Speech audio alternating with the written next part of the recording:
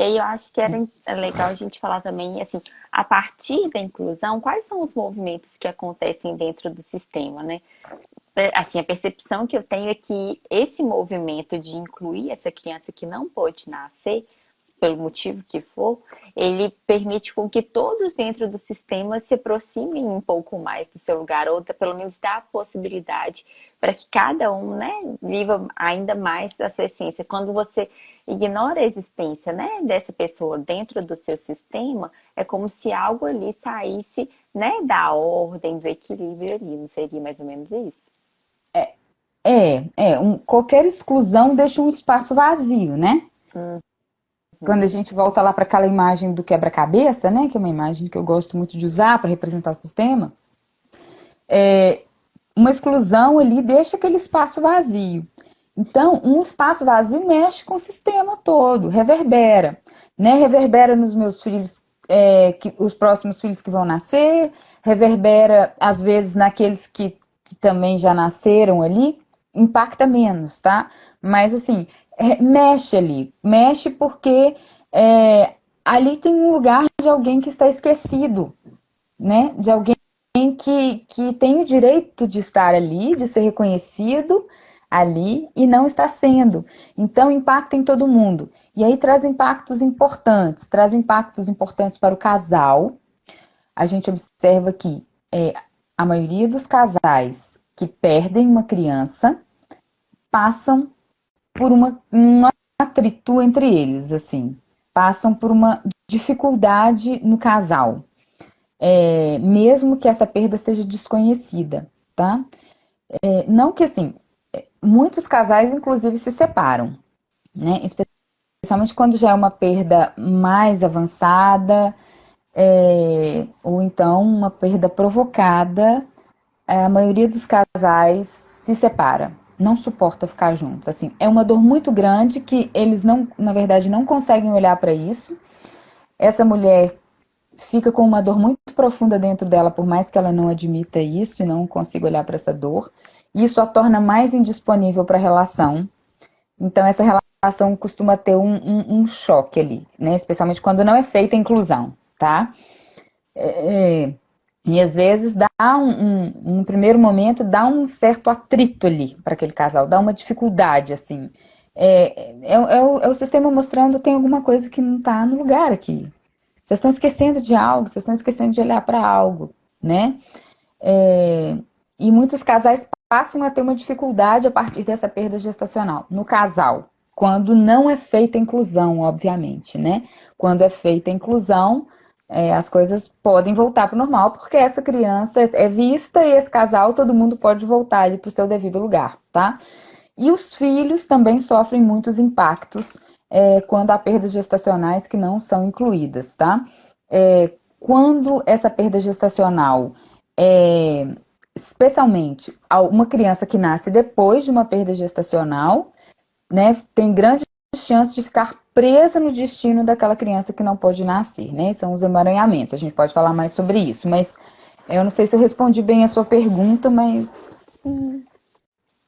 É porque eu acho que essa questão das consequências, né? É como assim, todo o sistema tem os seus registros, né? Às vezes é muito difícil isso, da gente, das pessoas entenderem porque é algo que está muito no campo inconsciente, né? Assim, quando a gente fala de sistema, não é algo tangível, é algo visto, né? A olho nu, assim, é uhum, algo que é do ponto de vista mais é, abstrato, né? Então é mais ou menos tentar trazer um pouco disso, assim, toda vez que falta algo, isso impacta em todos, né? É um efeito em cascata. Então é essa ideia que você trouxe do quebra-cabeça, ela é muito importante por isso. Nunca vai fechar aquela imagem ali, né? Vai faltar sempre um pedacinho.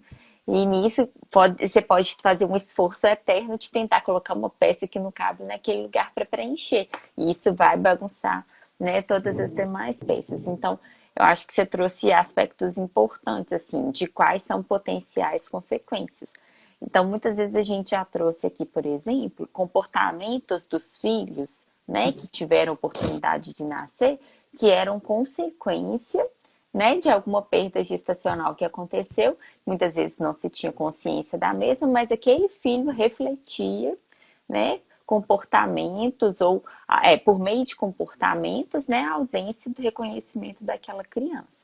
Por exemplo, no meu Uhum. caso, que tinha uma perda gestacional sabida, né? Eu sabia que minha mãe tinha tido uma perda gestacional, eu não fazia ideia do impacto que isso tinha na minha vida. Mas a partir do momento que eu tomei essa consciência e fiz a inclusão, e muitas vezes assim, a gente chegou a descobrir esse ponto, por exemplo, porque eu tinha muita dificuldade na minha vida profissional, né? Assim, os impactos reverberavam, eles reverberam em várias esferas da sua vida, né? Você trouxe Uhum. mais detalhadamente do relacionamento de casal, mas, por É. exemplo, pode se dar em várias searas, né? Na vida profissional, no comportamento dos filhos, né? No próprio comportamento afetivo, não necessariamente de um relacionamento de casal, né? Pode ser uma eterna busca por alguém que nada satisfaz, né? Como a gente já viu em casos, né, de outras constelações de participantes do curso. Então, acho que é importante trazer esses efeitos potenciais que existem de uma perda gestacional que não é feita a inclusão dentro do sistema, né? Tá, então vamos falar agora do principal aqui, né?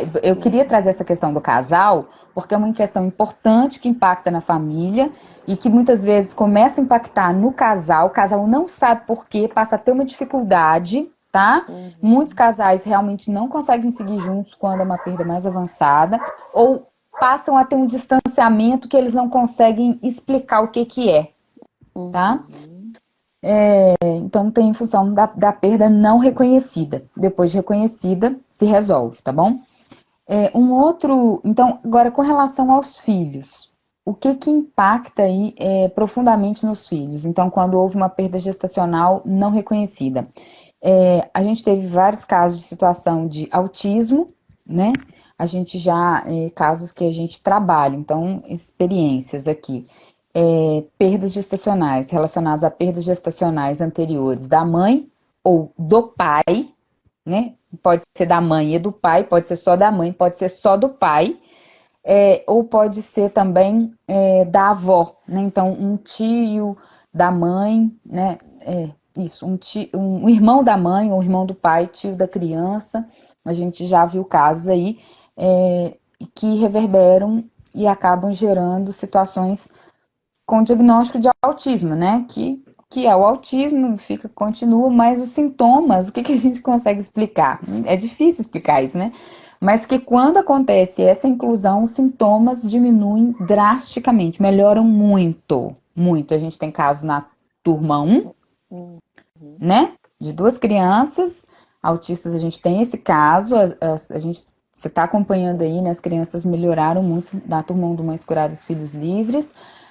Eu tenho casos de outros atendimentos. A gente tem um caso agora da turma, que está na turma 2, que já foi um atendimento anterior, de uma melhora muito significativa no quadro, né? No quadro. Agora, claro que a criança continua com todos os acompanhamentos, continua com tratamento, mas ela tem uma melhora muito significativa nos sintomas, né? Às vezes, questões de fala, dificuldade de fala das crianças também pode estar relacionado com alguma perda gestacional, especialmente se essa perda gestacional é oculta, não é reconhecida, não se sabe, é um segredo, né? É algo que não, enfim, pode ser. Algumas dificuldades de desenvolvimento das crianças. E aí, depois, quando vai para a vida adulta, ou para os adolescentes aí, pode gerar muitas autossabotagens com a vida profissional, né? Pessoas que ficam com muitas autossabotagens na vida profissional não conseguem seguir muito em frente, ou então querem várias profissões, assim. Depressões, vazio, sensação de vazio, uma angústia. E aí essa pessoa começa a sabotar na vida pessoal, na vida profissional, às vezes no relacionamento de casal, tá? Dinheiro, enfim. Então, são vários aspectos que podem ser consequências de uma perda gestacional de um irmão, por exemplo, né? Que não foi reconhecido meu, né? E que eu vivo, é como se muitas vezes eu vivo a minha vida, mas fico emaranhada no destino do meu irmão. Fico presa nesse destino e acabo buscando inconscientemente um caminho que me leve também para esse mesmo caminho. Eu não me sinto no direito de usufruir de uma vida mais leve, já que uma outra irmão que eu amo muito, né, que não é revisto, que não é reconhecido, que eu sei a nível inconsciente só, não pôde viver. Então, e não é reconhecido pela nossa família. Né? É uma grande dor. Então é tudo por um amor, a gente chama de amor cego, é um amor que não é visto, a gente, né, é um amor que fica oculto, mas ele traz essas consequências. Então são inúmeras as consequências para os irmãos, assim, para os filhos, né, nossos filhos quando a gente não reconhece essa perda gestacional.